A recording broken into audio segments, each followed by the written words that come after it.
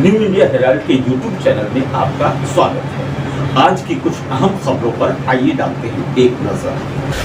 कांग्रेस ने सरकार पर अपने राजनीतिक प्रचार के लिए सेना का इस्तेमाल करने का घटिया प्रयास करने का आरोप लगाया है।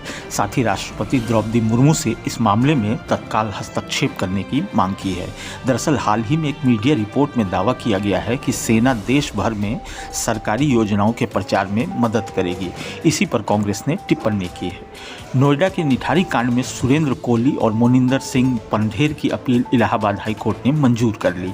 गाजियाबाद की सीबीआई कोर्ट ने उन्हें पहले फांसी की सजा सुनाई थी। इस पर हाई कोर्ट ने रोक लगा दी है। निठारी मामले में टोटल 14 केस में हाई कोर्ट ने दोषियों को बरी किया है। इसमें कोहली को 12 और पंढेर को 2 मामलों में राहत मिली है। राजनीतिक दलों को इलेक्टोरल बॉन्ड के जरिए चंदा मिलने के मामले को अब सुप्रीम कोर्ट की 5 जजों की पीठ सुनवाई करेगी। इस मामले में याचिका पर आज सुप्रीम कोर्ट की chief justice DY Chandrachud, justice JB Pardiwala और जस्टिस मनोज मिश्रा की बेंच ने यह आदेश दिया। कोर्ट ने सुनवाई के लिए 30 अक्टूबर की तारीख मुकर्रर की है। समाजवादी पार्टी के राष्ट्रीय महासचिव स्वामी प्रसाद मौर्य ने कहा है कि भारत पाकिस्तान का बंटवारा जिन्ना की वजह से नहीं बल्कि हिंदू महासभा के हिंदू राष्ट्र की मांग के कारण हुआ।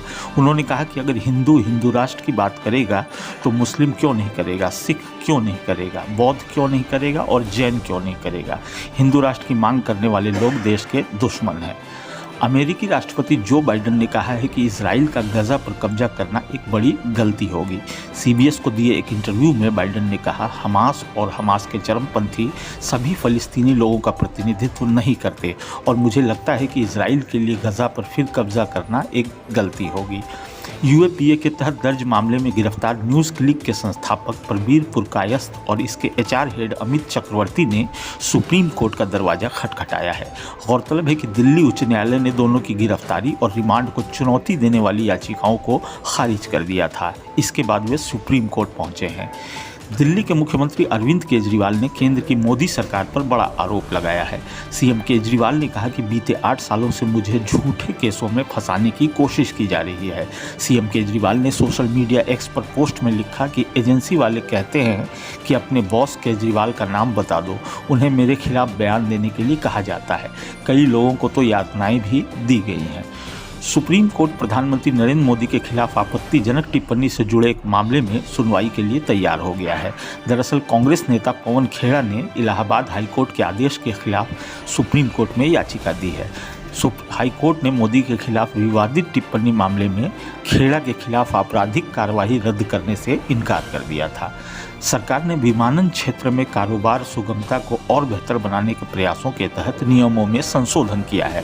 इसके अनुसार वाणिज्यिक पायलट लाइसेंस अब 10 साल के लिए वैध होंगे। अभी तक कमर्शियल पायलट लाइसेंस की वैधता 5 साल के लिए होती थी और उस अवधि के पूरा होने के बाद इसे रिन्यू कराना होता था। साल 2028 में लॉस एंजलिस में होने वाले ओलंपिक खेलों में क्रिकेट भी शामिल रहेगा। इंटरनेशनल ओलंपिक कमेटी ने सोमवार को हुई वोटिंग के दौरान क्रिकेट और 4 अन्य खेलों को 2028 के ओलंपिक खेलों में शामिल करने का फैसला किया। ओलंपिक में 2020 क्रिकेट मुकाबले होंगे। हाल में चीन में हुए एशियाई खेलों में भी क्रिकेट का खेल शामिल था।